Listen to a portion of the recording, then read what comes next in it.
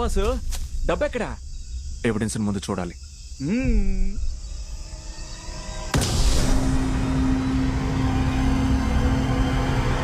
డబ్బు డబ్బు డబ్బెక్కడ బాస్? ఆ?